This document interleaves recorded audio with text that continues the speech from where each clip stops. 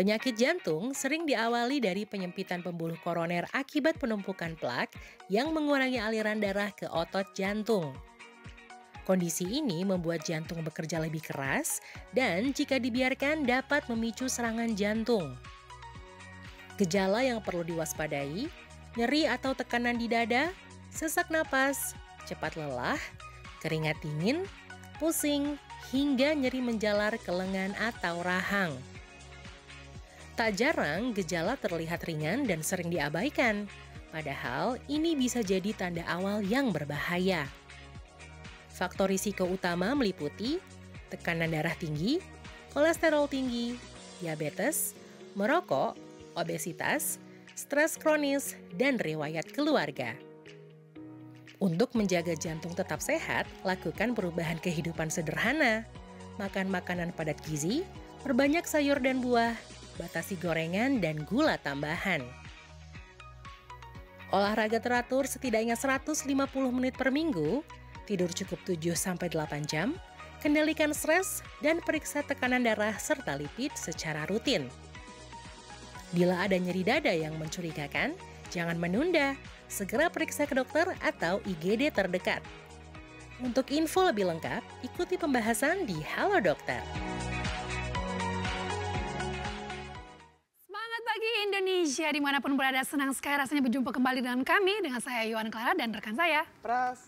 Di acara kesayangan kalian semua, Halo Dokter, karena sehat itu asik. Clara, Ya. tadi kita sudah lihat VT-nya ya. Betul. Sakit jantung itu mirip kayak jatuh cinta ya. Waduh, kayaknya. karena ada deg-degannya ya. Ada deg-degannya. Tapi cara membedakannya gimana? Nah, Ya bagaimana kan? Dokter Clara?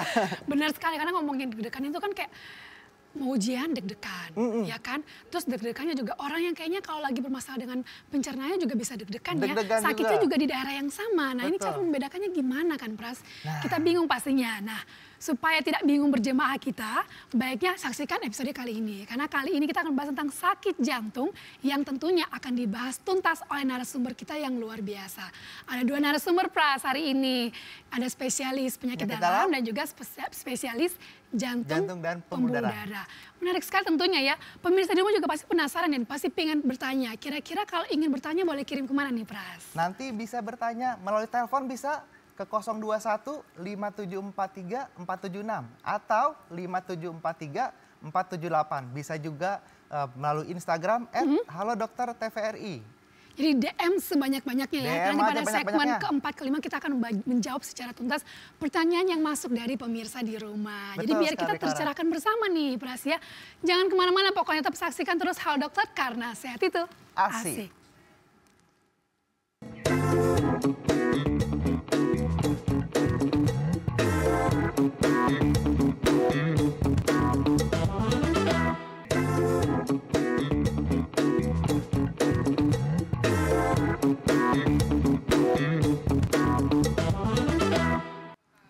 Kita kembali lagi di acara kesayangan kita. Halo Dokter, karena sehat itu Asik. Clara, Yes, kan kita hari ini ngebahas tentang jantung-jantungan nih. betul sekali. Bagaimana kalau kita panggil dua narasumber? Tapi satu dulu nih. Satu dulu benar, Satu dulu. biar lebih seru ya. Kita ada dua dokter, spesialis sekali. penyakit dalam, Penyakit dalam, spesialis jantung. jantung pembuluh darah Pembuluh nih, darah. SJP, oke. Gimana kalau kita bahas yang generalnya dulu? Clara? Kenapa tuh?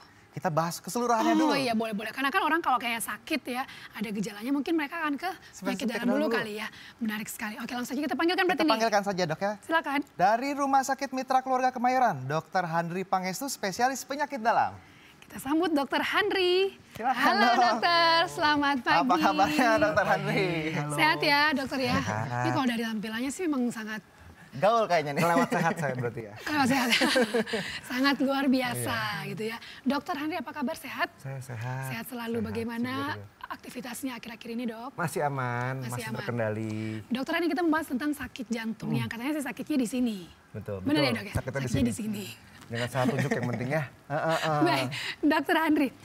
Akhir-akhir ini yang dokter temui ya, kita kalau ngomongin soal penyakit jantung itu, kita lihat di berita pun dan mungkin yang dihadapi oleh dokter di tempat Betul. praktek ya.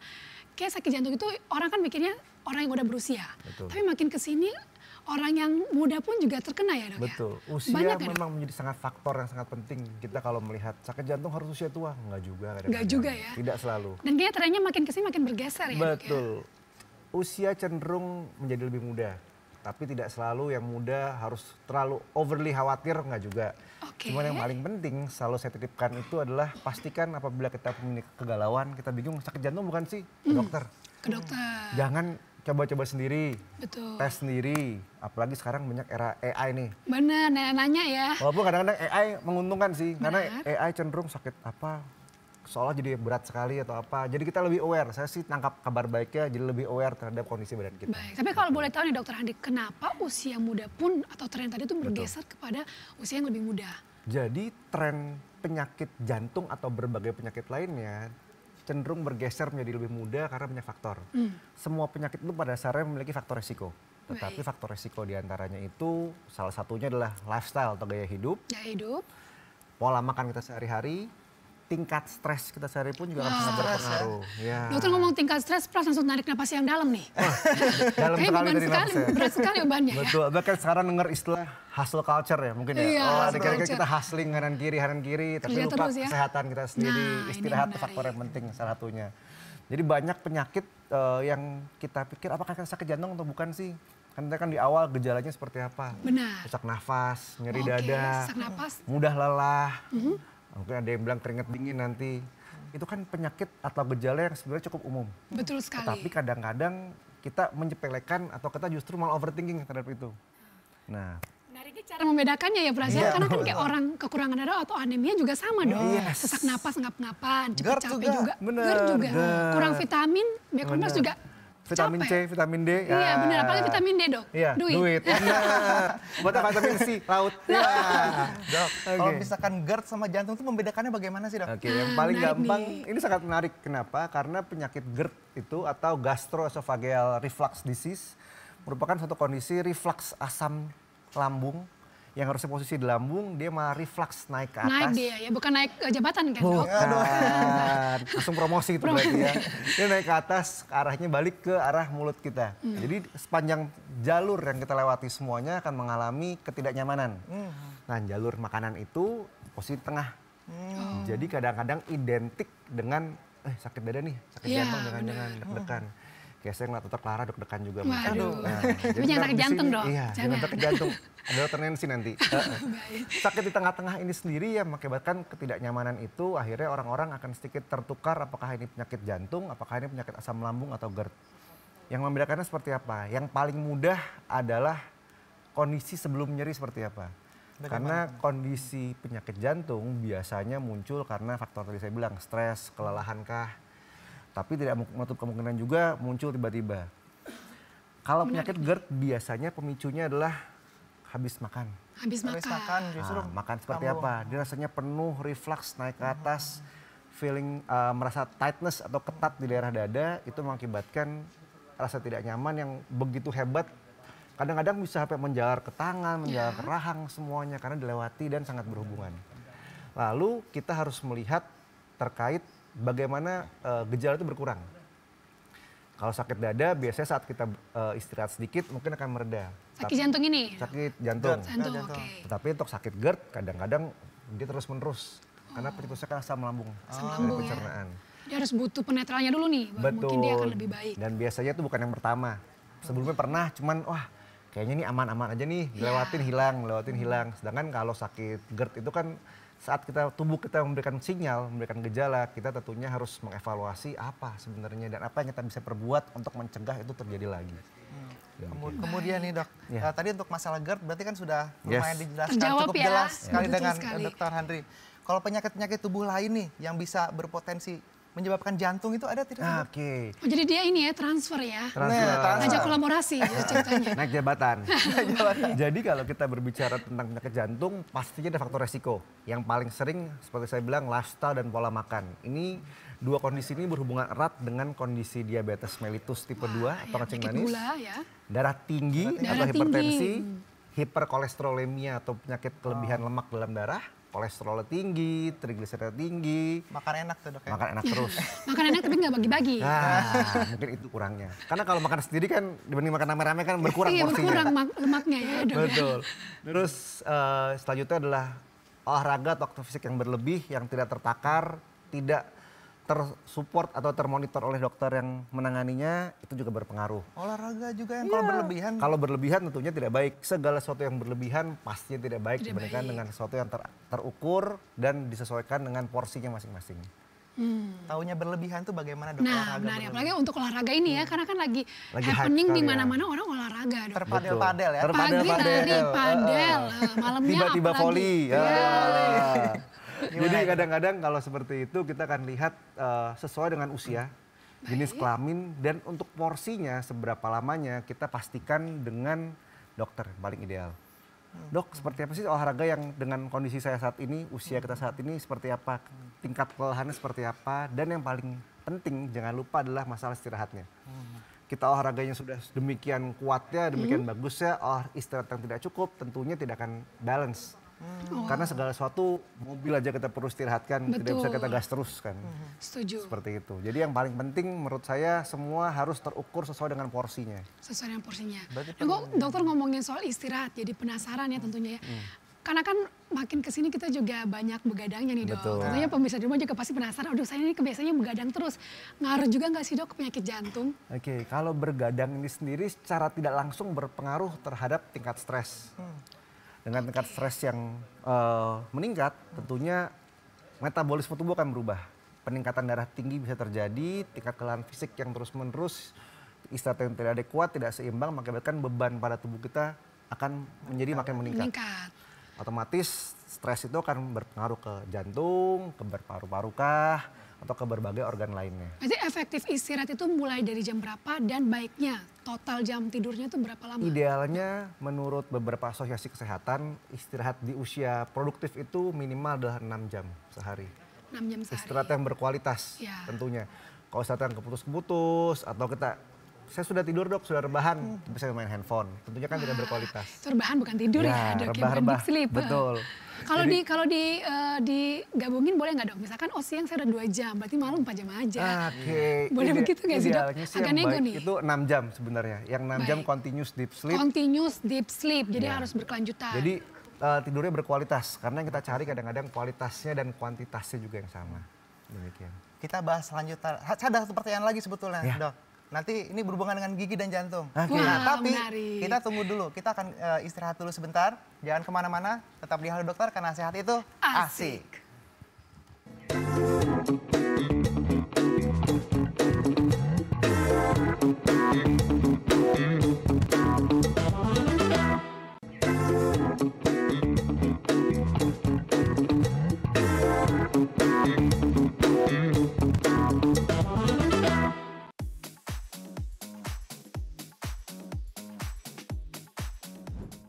Menurut kamu serangan jantung dan gagal jantung sama atau berbeda?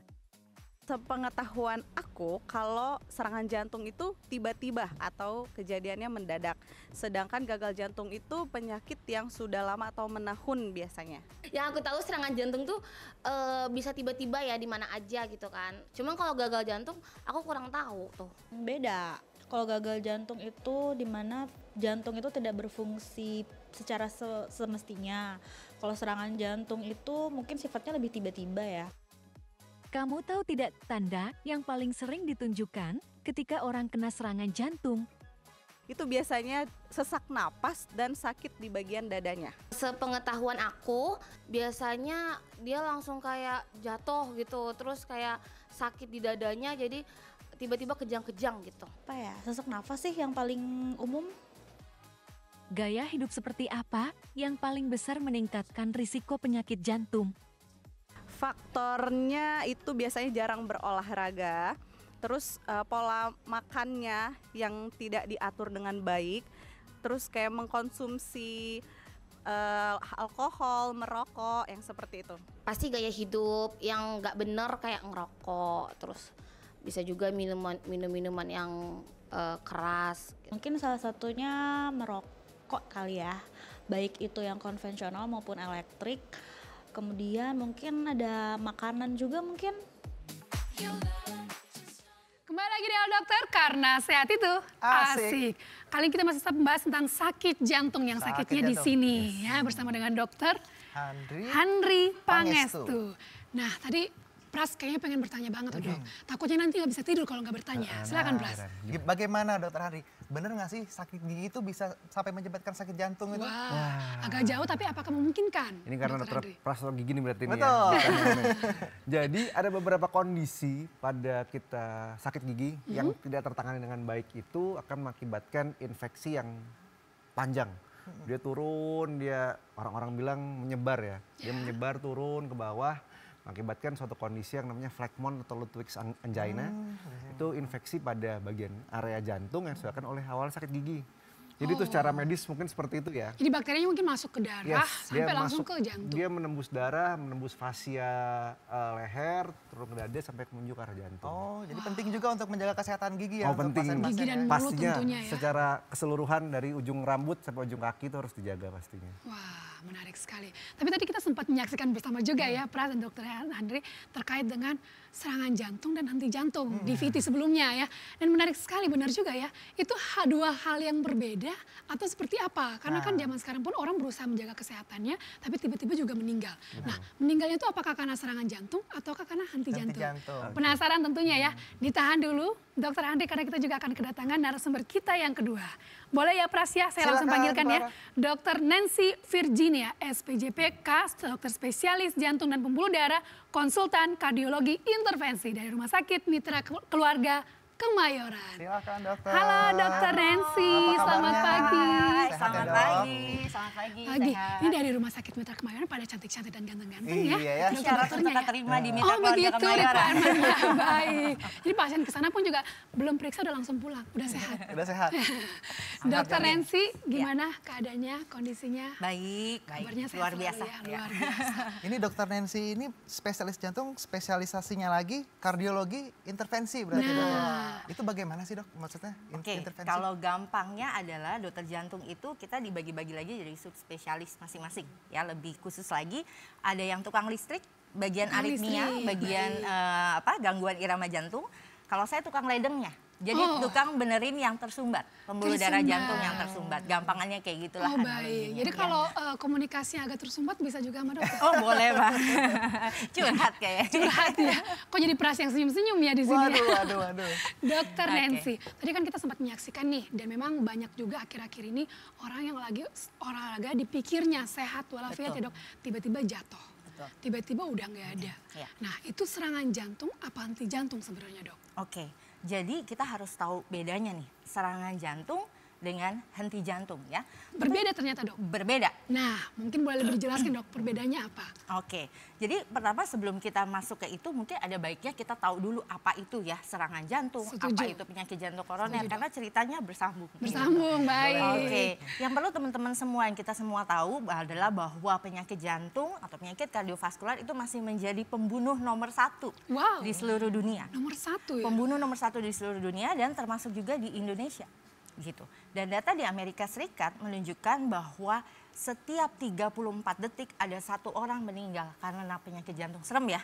34 detik geblak, 34 detik Betul. geblak. Ini gitu. prestasi yang tidak perlu dibanggakan. Iya, Iya, tidak iya. perlu dibanggakan gitu ya. Makanya kenapa yang diangkat topik jantung karena memang masih sebegitu burdennya penyakit jantung di seluruh dunia.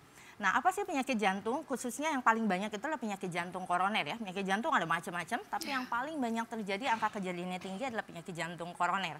Nah, arteri koroner atau pembuluh darah koroner adalah pembuluh darah yang bertugas mengalirkan darah ke otot jantung supaya otot jantung kita bisa bekerja dengan baik, memompa dengan baik. Nah, yang disebut sebagai penyakit jantung koroner adalah kondisi di mana ada sumbatan atau plak di dalam pembuluh darah jantung kita sehingga aliran darah ke otot jantung jadi terhambat. Seperti itu, ya. Nah, mungkin ada ilustrasinya di sini, harusnya mulus, kemudian ada penyumbatan nih. Ada plak yang warna kuning itu adalah penyumbatannya ya. Pasien bisa nggak ada gejalanya tuh dok, walaupun ada penyumbatan setebal itu. Baik dokter Nancy, penyumbatan itu rata-rata yang terjadi karena apa dok? Nah, karena tumpukan lemak. Tapi faktor resiko lain adalah tadi yang dibilang dokter Henry, diabetes, hipertensi ya. Pada suatu waktu dia bisa pecah, itu yang namanya plak sehingga terbentuk gumpalan darah. Gumpalan darah ini bisa menyumbat total pembuluh darah, ini yang disebut sebagai serangan jantung. Begitu ya. Penanganannya kalau seperti ini bagaimana dok? Kalau udah serangan jantung, segera bawa si pasien ke rumah sakit terdekat. Oke, Karena baik. penanganannya hanya bisa dilakukan di rumah sakit. ya. Baik. Seperti itu. Dokter Nancy, Dokter Andi mungkin bisa maju sebentar dulu dok. Ini penasaran juga karena bagaimana kita bisa tahu tuh ada penyumbatan pada tubuh seseorang. Karena kan di dalam ya dok Nah, ya. nggak berasa Gimana kelihatannya gitu. Ada Atau gejala yang muncul. Betul, tadi udah dibahas sebenarnya sama Dokter Handri, sama Dokter Clara, sakitnya tuh di sini ya. Oh, sakitnya itu di sini. Tapi Baik. ada ciri-cirinya juga. Nggak semua sakit dada adalah sakit jantung. Tadi yang Dokter Handri udah singgung, ada bisa juga GERD. Nah, gimana ciri-cirinya? Satu yang pasti kalau nyeri dada itu dia nggak bisa ditunjuk sakitnya tuh di sini. Nggak bisa ditunjuk dengan satu jari. Karena dia nyerinya itu menyeluruh, rasanya kayak masuk angin, kayak ditindih. Makanya kenapa kalau di Indonesia ada istilah masuk angin, ada istilah angin duduk. Angin duduk, Nah, benar. sering rancu karena itu. Ya, jadi orang bukannya ke IGD tapi malah kerokan depan belakang. Iya, Nah, betul. kita sering banget ketemu di IGD pasien datang serangan jantung tapi udah merah tuh depan belakang. Karena dipikirnya sebagai masuk angin. Jadi nyeri dadanya tuh rasanya kayak ditindih berat, ya. Kemudian bisa tembus ke punggung, menjalar ke leher atau ke lengan kiri. Gitu, ya. Ada beberapa juga rasanya di ulu hati, makanya sering dikira sebagai GERD tadi. atau asam Asam lambung. lambung. Kalau gejala tangan basah itu berarti Nah, pada serangan jantung akut, gejala yang khas juga adalah ada keringat dingin, tapi keringat dinginnya tuh benar-benar basah satu baju sampai mesti ganti baju pasiennya. Itu udah ciri khas banget. Ya, ditambah ada mual muntah. Jadi persis banget kayak orang masuk angin. Kalau di Indonesia mikir udah badan rasa nggak enak, keluar keringat dingin, mual muntah sama dengan masuk angin. Nah, makanya penanganan seringkali terlambat gitu, karena nggak aware ya. Nggak aware. Wah, ini menarik sekali.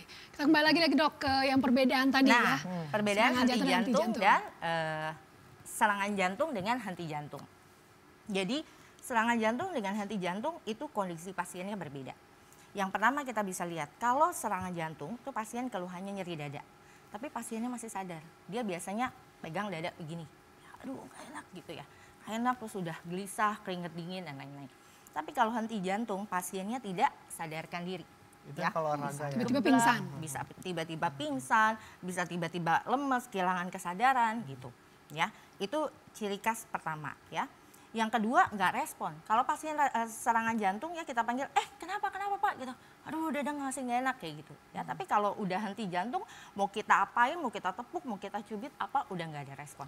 Baik. Itu penanganannya berbeda. Kalau pasiennya serangan jantung masih ngeluh nyeri dada, penanganan adalah segera bawa ke IGD terdekat atau ke rumah sakit. Ya, karena nanti kalau penanganan henti jantung tuh dimulai dari apa? Pemberian oksigen, pemasangan infus dan lain-lain yang hanya bisa dilakukan di IGD, termasuk rekam jantung. Baik. Ya. Tapi kalau henti jantung, maka kita sebagai orang awam bisa membantu menolong. Bagaimana Tapi caranya? bukan cara dengan ditepuk-tepukin ya. iya. Pernah ada yang Harus beredar ya. panggil-panggil, ya. Dipanggil-panggil atau Panggil-panggil diteriakin. atau pakai minyak apa? Kayu Nyong-nyong. putih, nyong-nyong minyak kayu putih dibalurin semua. Atau enggak. didoain. Ada yang ditampar-tamparin, bukan begitu ya. Caranya adalah dengan melakukan CPR, cardiopulmonary resuscitation, Wah, atau menarik pijat nih. jantung. Ya, Iya. nanti kita bisa belajar sama-sama. Wah, nih. ini menarik nih, tapi tahan Gitu. dulu ya dok Iya, ya. boleh. Supaya pemirsa juga menyiapkan untuk Iya. sama-sama pelajari bagaimana cara melakukannya. Betul. Oke, tapi dokter ngomongin sakit jantung ini sebenarnya kalau tadi dua kasus yang tadi kan cukup clear ya, Yes. penanganannya berbeda dan seperti apa harus segera dibawa ke rumah sakit atau fasilitas kesehatan terdekat. Kalau sakit jantung pada umumnya, kapan sebenarnya waktu yang tepat untuk kita ke dokter? Nah. Atau ada penanganan khusus dulu di rumah? Bisa lah P3K gitu loh dok di rumah. Oh, P3K di rumah oke. Jadi kalau seandainya pasiennya nyeri dada ya, nyeri dada kalau memang belum tahu nih atau ragu ini nyeri dada karena jantung atau nyeri dada bukan karena jantung atau sebab lain, ya benar kata Dokter Handri tadi, ketika ada keraguan tanyakan ke profesional, yaitu ke dokter, ke IGD, ke klinik gitu ya. Jangan menerka-nerka sendiri atau AI sendiri. Betul, gitu, mendiagnosa sendiri, beli Nah, obat itu jangan, sendiri, itu gitu bahaya ya. karena seringkali akhirnya terlambat penanganannya. Dan karena diagnosis yang tepat dan penanganan yang cepat dan tepat itu adalah kunci untuk menyelamatkan nyawa pasien dalam kondisi penyakit jantung atau serangan jantung. Itu saya setuju dok. Maksudnya saya juga pernah heart rate saya tiba-tiba tinggi. Aduh ini sakit jantung atau bukan ini? Iya. Langsung ke IGD. Untungnya langsung ke bukan. IGD. Dicek. Ada stress EKG. test dok ya. Oke. Tes untuk jantung tuh sebetulnya di rumah sakit ada apa saja sih? Oke, pertanyaan yang bagus nih. Jadi pemeriksaan paling sederhana adalah pasti ketika pasien datang ke kita ya, kita tanyakan ya anamnesis dulu nih, biasa ya. Kemudian pemeriksaan fisik dengan stetoskop gitu yang sederhana. Lalu kita EKG, rekam jantung. Itu pemeriksaan paling sederhana dalam kondisi penanganan serangan jantung atau penyakit jantung koroner. Kalau EKG-nya inkonklusif atau kita masih butuh data lanjutan, bisa dilanjutkan dengan treadmill test atau jadi EKG sambil jogging. Ya, sambil jalan di alat treadmill. Dari situ bisa ketahuan tuh apakah pada saat pasiennya exercise, ketika kita exercise maka jantung akan memompa lebih kuat, lebih cepat. Nah, itu bisa kelihatan apakah ada otot jantung yang kekurangan oksigen dari gambaran EKG-nya. Oke, ini menarik sekali ya, Pras. Kayak masih banyak sekali pertanyaan, tapi ada yang mau lewat nih info terkini setelah ini. Jadi pemirsa di rumah jangan kemana-mana, tetap saksikan terus Halo Dokter, karena sehat itu asik.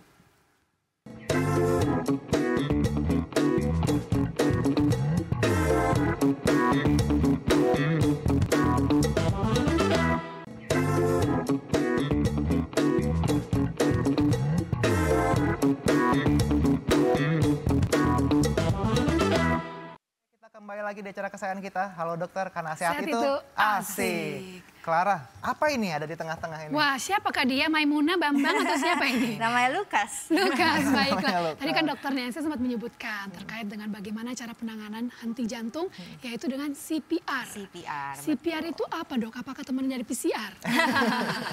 Oke, ya emang sering kebalik-balik. Oke, jadi kalau ada pasien atau penderita atau orang ya, tiba-tiba geblak di depan kita, henti jantung, harus kita lakukan pertama-tama adalah satu, clear area. Jadi ada 5 C. C pertama adalah clear area atau amankan kondisi sekitar.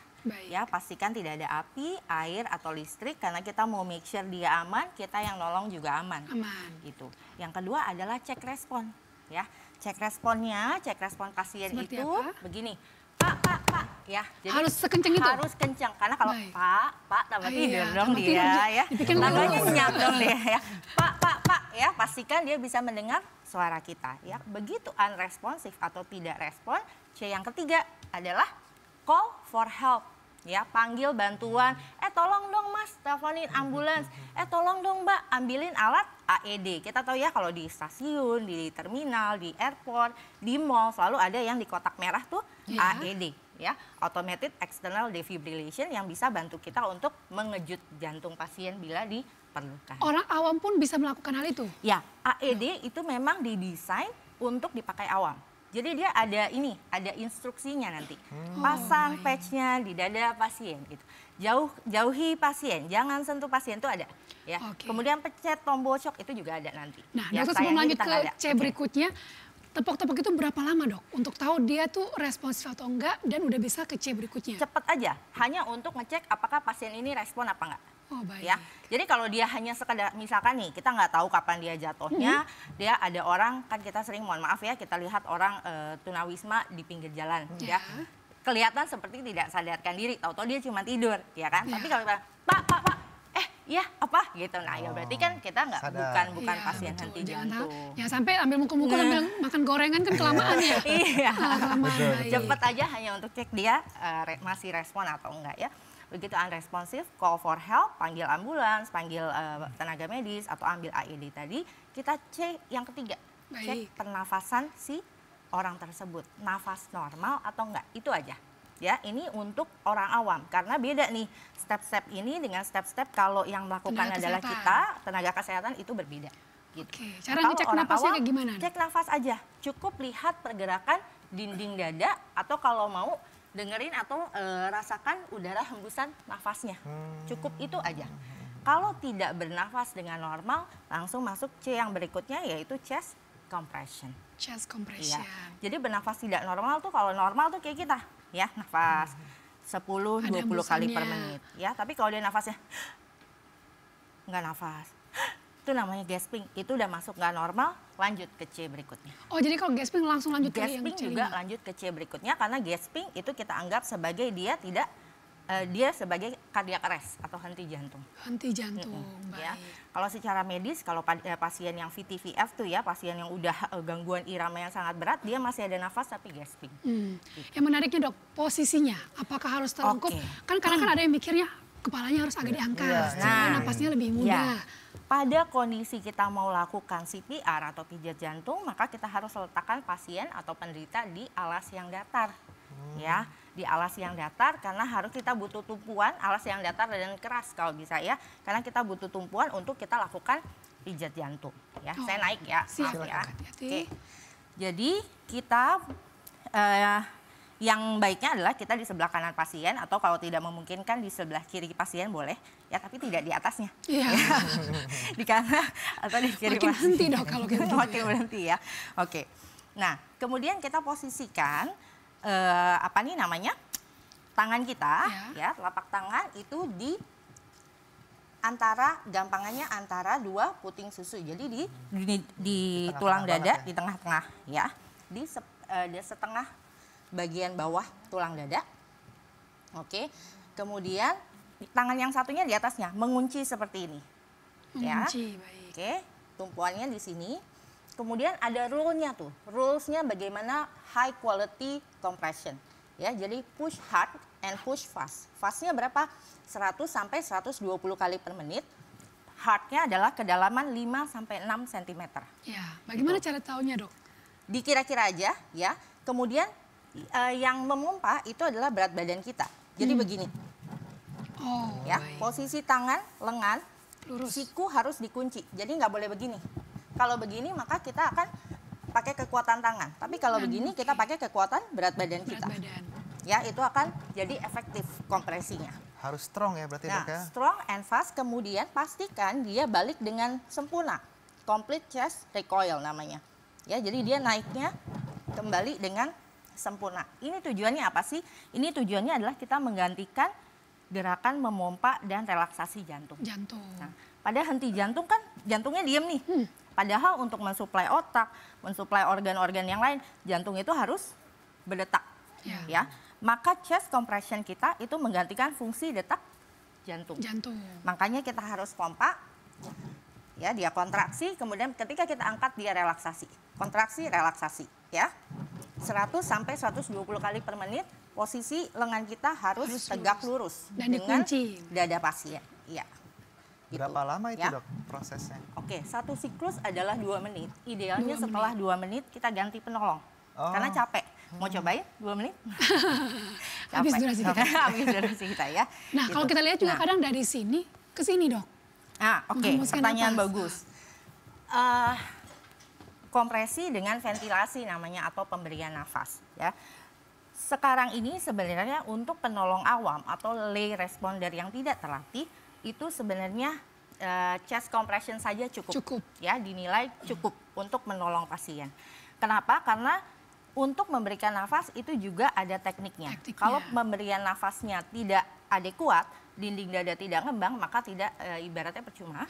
Ya, yang kedua kita mau menghindari transmisi penyakit. Karena kalau kita nggak tahu nih siapa orangnya ya, stranger kan nggak mungkin kita, dan mau to mouth sudah tidak direkomendasikan lagi. Sudah tidak direkomendasikan lagi ya. Jadi kita tidak perlu terlalu heroik, kita nggak kenal ini siapa, kemudian kita lakukan mouth to mouth, itu secara internasional sudah tidak direkomendasikan lagi. Tapi kalau itu anak kita, itu suami kita tahu riwayatnya ya silakan. Ya, tapi kalau kepada orang yang kita tidak kenal, tidak perlu. Cukup dengan CPR, chest compression saja. Ini menarik sekali betul. ya. Dan kayaknya saya ini perlu diajarkan untuk semua orang ya. Betul, di sekolah, di mana-mana, di pabrik, di tempat kerja ini sangat penting. Dan itu gunanya yang pertama kali call for help. Kenapa? Ya. Karena dengan asumsi saat kita sudah selesai melakukan kompresi itu, orang lain yang Harus bantuannya yang gantian, mengerti betul. akan tahu apa yang harus dilakukan selanjutnya. Betul. Itu maksudnya basic life support berarti Basic ya. life support. Tadi betul ada sekali. pertanyaan sampai kapan? Sampai bantuan datang. Bantuan tuh yang kita harapkan ya ambulans atau tenaga medis gitu ya. Karena ya ini kita tuh hanya ibaratnya istilahnya adalah buying time, membeli waktu, tapi bukan menyembuhkan pasien gitu. Menyembuhkan. Wah, ini menarik sekali tentunya ya. Tapi penasaran juga pasti pemirsa di rumah ya kan. Yang ingin bertanya boleh langsung nih Mbak Prasya, masih boleh banget langsung telepon ke 02157434476 atau ke 5743478. Atau boleh juga nih kirimkan pertanyaan langsung ke DM Instagram @haldoktertvri, karena setelah ini kita akan menjawab pertanyaan yang masuk lewat DM Instagram ya Prasya. Ada banyak Clara Banyak ya? Kayaknya udah 1547 nih dok. Banyak sekali ya. Banyak sekali ya dok. Besok dong ya. Sampai 2 jam lagi nanti ya. Sampai seminggu ke depan kita di sini aja nih dok. Kita lihat ya apakah sudah masuk pertanyaan dari Instagram. Terlihat ya, silakan boleh dibacakan Pras, silakan pertanyaannya. Pertanyaan dari Bintang Cahaya. Dok, ibu saya sering mengeluhkan jantungnya terasa diremas dan biasa berlangsung sekitar 1 menit lalu hilang. Beliau juga penderita kolesterol. Bila saya ingin bawa periksa, sebaiknya saya minta rujukan kemana ya? Vaskes pertama. Wah ini menarik sekali, mungkin bisa ke dokter Handri duluan nih. Gimana nih dok? Jadi pertanyaan sangat baik dan sangat sering. Jadi Iya. saat apabila itu terjadi, apakah itu kondisi penyakit jantung? Jawabannya mungkin. Apakah itu bukan penyakit jantung? Mungkin juga. Bisa juga. Tapi kita jangan tebak-tebakan. Langkah terpasti adalah kita bawa ke vaskes pertama sesuai dengan rujukannya tergantung domisilinya. Karena setahu saya vaskes pertama itu BPJS tiap pengguna atau pemilik asuransi BPJS memiliki tempat rujukan pertama atau vaskes pertama. Yang terdekat apabila dari vaskes pertama tidak dapat ditangani, tentunya akan dirujuk ke vaskes tingkat berikutnya. Jadi jawaban tergantung domisili dari bapak atau ibu yang bertanya. Tapi jelas harus diperiksakan ya. Betul. Pertanyaan berikutnya, Clara. Dari Saiful Bakri ya. Halo dok, kasus katup jantung dengan kasus ASD dengan operasi beda atau sama nih dok? Dokter Nancy mungkin ya. Ya, jadi kalau katup jantung itu problemnya bisa sempit, bisa bocor. Ya, kemudian kalau ASD adalah atrial septal defect. Atrial septal defect itu adalah adanya kebocoran atau lubang di sekat antara 2 atrium, atrium kanan, atrium kiri. Jadi jantung kita itu ada 4 ruangan ya, teman-teman. Ada serambi kanan atau kita sebut sebagai atrium kanan, atrium kiri atau serambi kiri, kemudian ada bilik kanan dan bilik kiri. Nah, ASD itu adalah antara 2 serambi ini, itu dia ada sekatnya ada lubang, gitu, ada kebocoran, ya. Bisa paling sering adalah akibat kelainan kongenital atau penyakit jantung bawaan. Tindakan pembedahannya berbeda. Kalau katup ya katupnya yang dibenerin, kalau ASD ya sekatnya yang ditutup, gitu. Tapi kalau ASD dan gangguan katup terjadi pada seorang pasien yang sama, tindakan pembedahannya bisa sekaligus dilakukan. Oh, gitu. baik. Atau sekaligus berarti sekali di black langsung dilakukan Betul, kedua-duanya? jadi bedah jantung dibuka, sekali dibuka ya dikerjain dua-duanya. Gitu. Berarti secara pemulihan jauh lebih lama juga ya dok ya? Sebenarnya kalau pemulihan itu akan tergantung dari modal awal kondisi pasien, ya, kemudian durante operasinya atau pada saat operasi apakah ada komplikasi dan lain sebagainya, kemudian post op care-nya, gitu. Jadi yang menentukan itu. Wah menarik sekali. Kita lihat masih ada lagi kak pertanyaan dari Instagram nih. Karena kan tadi banyak sekali ya tentunya yang ingin bertanya ya Pras ya. Tapi yang masih belum kesempatan juga masih boleh banget nih kirimkan pertanyaan langsung ke DM Instagram @haldokter_tvri. Karena setelah ini kita akan balik ya kembali dan menjawab secara tuntas yang masuk dari pemirsa di rumah. Jadi jangan kemana, jangan khawatir. Kita akan tetap kembali tetap di Hal Dokter karena sehat itu asik.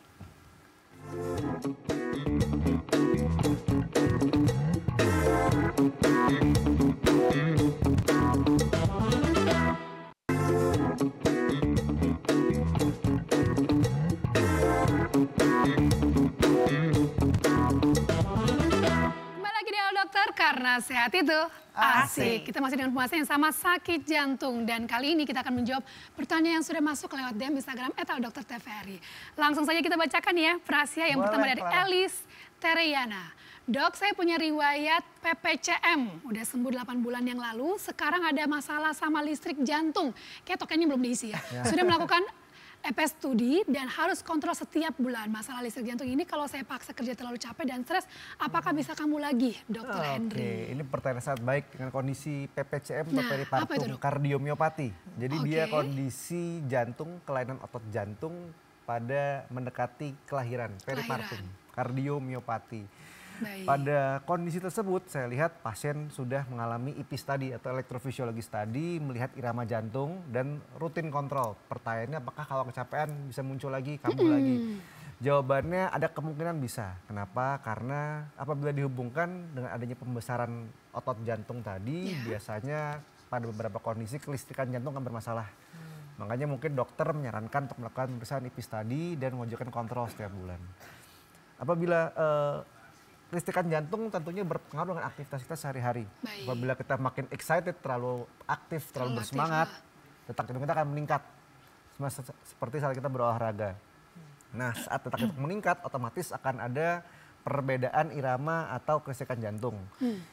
Terlalu capai tidak baik juga. Jadi otomatis tentunya akan harus dikontrol agar mencegah kekambuhan muncul atau memperbaiki irama jantungnya akan lebih terkontrol dan stabil. Oke, berarti kalau kayak gini harus diberikan obat juga, Dok? Penanganannya. Kemungkinan besar akan butuh obat untuk bantu kontrol irama jantungnya. Kontrol irama jantung. Tapi apabila tidak diberikan, pasti dokter yang menangani juga sudah memberikan penjelasan kapan harus minum obat, apa yang dirasakan, dan kapan segera mencari pertolongan pertama. Wah, menarik. Saya berarti dari secara nutrisinya harus diperhatikan, gaya hidup lewat olahraga juga harus Dan disesuaikan aktivitasnya, ya. betul. Aktivitas disesuaikan. Menarik sekali dan semoga menjawab juga nih ya untuk pertanyaan barusan. Nextnya kita lihat pertanyaan dari siapa, Pras? Pertanyaan berikutnya dari Hartono Suanopati. Jika sudah pernah pasang ring jantung, berapa persen kemungkinan bisa menderita aritma aorta? Nah, silahkan dokter. Dokter Nancy nih Dokter kayaknya Nancy. ya. Silakan Mohon dokter. maaf Pak, siapa tadi Hartono, Hartono. ya? Hartono. Pak Hartono mungkin bisa diperjelas lagi yang dimaksud dengan aritma aorta itu apa ya? Karena kalau istilah medis adanya aritmia ya atau aneurisma aorta. Nah, gitu. Nah, ini mungkin aritmia kali ya. Yang Dok? mana? Nah, ini bingung nih yang mana ya. Jadi ya saya anggap aritmia ya. Kalau seandainya sudah ada penyumbatan pembuluh darah jantung atau pernah pasang ring jantung, apakah pasti menderita aritmia? Enggak. Jadi aritmia itu kayak tadi saya bilang ya, urusannya tukang listrik, artinya ada gangguannya di perlistrikan jantung ya. Tapi kalau ring itu kita bicara tentang penyumbatan, jadi di saluran pembuluh darahnya. Apakah kalau ada penyumbatan bisa komplikasinya bikin aritmia? Sangat bisa ya. Nah, itu tergantung banyak hal nanti yang perlu diakses atau dievaluasi oleh dokter jantung Bapak ya. Baik. Jadi bagaimana kondisi penyumbatannya, apakah ada penyumbatan yang masih perlu dipasang ring juga, apakah kemudian bagaimana pompa jantungnya ya. Kemudian kalau mau pasti lagi bisa dilakukan Holter study untuk deteksi aritmianya gitu. Oke, jadi yang paling tepat boleh langsung konsultasikan lebih lanjut ke Betul. dokter spesialis Iya. untuk penanganan lebih detail lagi. Pertanyaan Menarik berikutnya, sekali. Clara. Dari Vanilla Fani, selamat sore, selamat pagi dong ya, Oh, selamat pagi. pagi. Selamat pagi dokter, dokter aku mau tanya nih dok, kalau pembengkakan jantung saya kasih VCO atau Virgin Coconut Oil, boleh nggak sih dokter Handri? Oke, VCO. kalau pembengkakan jantung itu kan jantungnya kemungkinan besar dia pembengkakan akibat apakah sumbatan jantung, Baik. apakah darah tinggi, ataupun kelainan lainnya. Tapi Yang paling sering dok? paling sering biasanya ada sumbatan pada jantung. Sumbatan, yang ya. merupakan salah satu kasusnya tersering Dr. Nancy mungkin. Dokter Nancy, baik. Oke, terkait pembengkakan itu sendiri yang kita harus pastikan sebenarnya adalah nutrisinya harus tercukupi, jumlah cairan tidak boleh berlebihan karena makin banyak cairan yang kita konsumsi, beban ke jantung akan makin berat. Meningkat. Saya akan fokuskan ke situ dulu. Untuk konsumsi suplemen seperti VCOO atau Virgin Coconut Oil itu sebenarnya dalam jumlah yang aman atau jumlah yang normal saya rasa tidak ada masalah. Tapi segala sesuatu yang berlebihan yang saya bilang tentunya akan meningkatkan LDL, kolesterol lainnya, dan meningkatkan faktor risiko kita dan kemungkinan kita terkena penyakit jantung ataupun penyakit metabolisme lainnya. Jadi apabila digunakan dalam jumlah berlebihan dan tidak dengan tujuan mengobati, menurut saya itu. Bukan untuk obat ya berarti. Bukan untuk obat. Dr. Handri, ya? Suplemen silahkan dalam jumlah yang normal. Tapi apabila jumlahnya berlebihan saya rasa akan tidak baik segala sesuatunya itu sendiri. Dan untuk pencegahan itu bukan utamanya. Karena utamanya jauh lebih murah, jauh lebih gampang. Jaga gaya hidup, Jaga hidup. istirahat yang cukup, aktivitas fisik yang baik dan pola makannya. Baik, jaga gaya hidup maksudnya jangan flexing gitu ya dok ya? Ya. Bisa jadi salah satunya. Dokter, ngomongin soal lemak ini kan orang di masyarakat pasti taunya lemak jahat, lemak baik ya. Yang sebenarnya boleh dan berapa banyaknya boleh itu seperti apa dok? Oke, kalau terkait lemak baik dan lemak jahat sebenarnya kita harus kenalan dulu sama lemaknya berarti nih. Kalau baik silahkan. Kenal dulu, halo, kamu yang mana nih? Gitu. Saya bercanda, cuma gini, konsumsi lemak itu kalau kita lihat lemak baik, lemak jahat, menurut saya terlalu gray area ya. Jadi kalau menurut saya kita nggak tahu mana yang baik, mana yang jahat secara spesifik, tetapi kalau berlebihan semua kan jadi tidak baik. Itu yang pasti. Apabila lemak baik dan lemak jahat itu konsumsi dalam jumlah yang menurut saya sesuai dengan porsi, sesuai dengan berat badan, sesuai dengan kebutuhan masing-masing. Apabila kita tidak tahu, ketemu dokter gizi. Ketemu dokter. Kenapa? Karena orang dengan berat badan 100 kg, orang dengan berat badan 50 kg, usia berapa, anak kecilkah atau dewasakah, kebutuhannya berbeda-beda. Jadi tidak bisa kita judgmental, ini lemak baik, ini lemak jahat. Tidak jawabannya. Karena kalau sesuatu yang berlebihan pun yang baik akan jadi jahat menurut saya. Betul. Tapi biasanya yang jahat enak dok ya. Lemak ya, lemak ya. Yang jahat biasanya. Enak tapi tidak baik untuk kesehatan sebenarnya ya. Yang baik biasanya bikin nyaman. Iya. Curhat nih Dokter Henry. Berikutnya kita lihat pertanyaan dari siapa, Pras? Pertanyaan berikutnya dari Ais Hart. Ais Sah 22. Assalamualaikum dok, mohon penjelasannya juga tentang kateter jantung buat anak-anak dan dewasa dok. Apa tetap kalau sudah kateter harus dioperasi juga di kemudian harinya? Nah, Dokter Nancy nih. Oke, kateter. Kateter itu sebenarnya adalah nama alat, ya gampangannya itu adalah selang kecil. Kateterisasi adalah proses tindakannya yang biasanya adalah diagnostik. Diagnostik itu artinya pengen tahu, mengevaluasi ini penyakitnya sejauh apa, seserius apa, derajat keparahannya seperti apa, kita lakukanlah kateterisasi. Ya, jadi kateterisasi itu bukan tindakan penyembuhannya, bukan tindakan kuratifnya, tapi hanya tindakan diagnostiknya. Nah, bedanya apa? Kalau kateterisasi jantung untuk anak biasanya kita lakukan pada kasus-kasus tadi penyakit jantung bawaan ya, ASD, VSD ya, ventricular septal defect atau atrial septal defect. Tapi kalau pada yang dewasa, kateterisasi jantung tadi untuk yang penyumbatan paling sering kita lakukannya. Seperti itu, ya. Kemudian pertanyaannya apakah sesudah kateterisasi? Nah, kateterisasi jantung itu jadi kita bius, kita tidak lakukan pembedahan, kita hanya bius lokal saja, aksesnya bisa dari pembuluh darah arteri di pergelangan tangan atau di paha. Ya, di selangkangan sini itu kita pakai arteri ya, pembuluh darah arteri. Kemudian aksesnya hanya kayak kita pasang infus tuh jarum aja. Kemudian masuk selang kecilnya sampai ke, kalau yang dewasa sampai ke pembuluh darah jantung atau arteri koroner. Ya, kalau yang anak-anak maka sampai ke ruang-ruang jantung yang kita ingin evaluasi. Seperti itu. Ya, jadi itu proses diagnostiknya. Kemudian dari hasil kateterisasi inilah yang kemudian akan dievaluasi dan ditentukan apa tindakan berikutnya. Gitu. Apakah lubangnya yang sekat yang berlubang itu perlu ditutup ya kalau pada pasien anak-anak. Kemudian kalau pada pasien dewasa apakah yang tersumbat itu perlu dibuka entah dengan balon, entah dengan ring ya atau malah harus operasi gitu. Oke, jadi pemeriksanya lebih kepada bagaimana untuk menegakkan diagnosanya ya. Dokter ya. Wah, ini menarik sekali pertanyaan-pertanyaan masuk dari pemirsa di rumah ya. Satu lagi nih kita ingin bacakan dari Ghazali Alfaris. Pagi dok, halo selamat pagi. Anak saya sakit jantung bocor. Alhamdulillah udah kateter tapi suara detak jantungnya masih ngebes. Padahal hasilnya bagus. Itu kenapa ya dok ya? Ngebes itu apa? Ngebes itu gimana ya? Itu yang Oke, mohon maaf ya karena bahasa awam jadi saya mencoba menerjemahkannya ke bahasa medis ya. Ngebas tuh mungkin apakah masih ada sisa bising, suara bising jantung ya. Jadi bising itu adalah kalau denyut jantung normal nih kalau kita peluk pacar kita bisa denger ya, lup dup lup dup lup dup begitu ya, betul dokter? Benar dok, benar. Lup dup itu suara jantung normal. Tapi yang nggak normal adalah ada bising. Misalnya apa?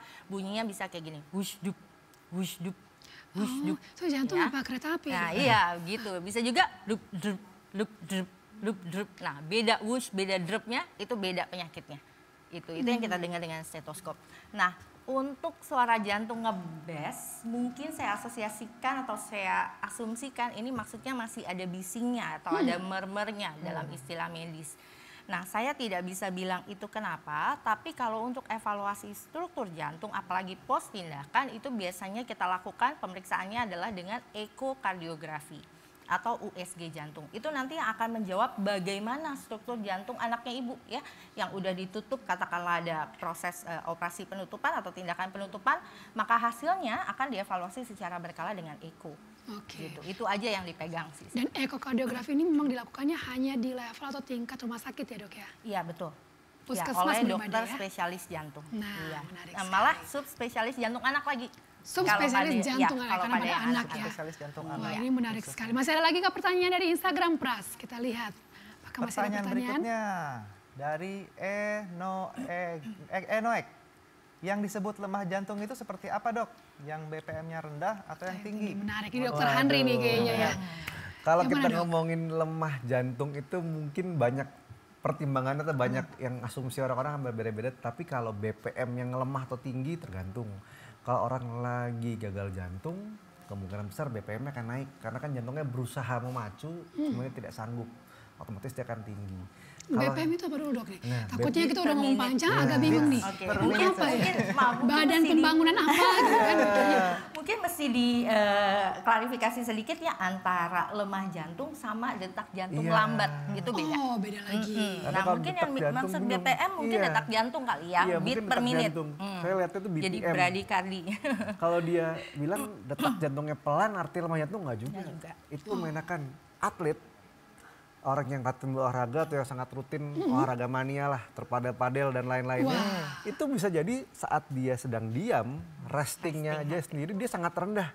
Bisa di bawah orang normal. Apakah itu bermasalah? Jawabannya tidak. Enggak. Tetapi orang yang kurang aktivitas, kurang olahraga nih, misalnya kayak saya yang cuma olahraga seminggu sekali.